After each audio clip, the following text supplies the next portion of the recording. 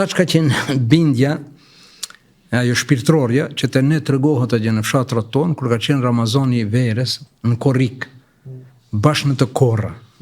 Kur kanë korë, me drapën kanë korë, edhe njonit i ka ratë fikt, e ka humbë vetë dijen. Edhe çka kanë bën ato, tjerët i kanë gjujt pak ujë. Kanë pas ujë me vete, normal, kanë pas fëmijë, i kanë Ramazan, po kanë pas ujë, i kanë qit pak ujë, ka ardhur në vete.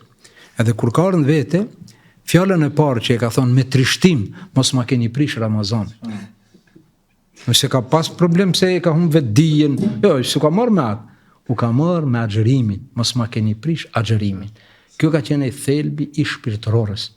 Dal nga dal, ne nuk them që nuk ka, edhe ma, alhamdulillah, numri i madh i muslimanëve dhe i muslimanëve është që agjërimin e kanë shpirtëror.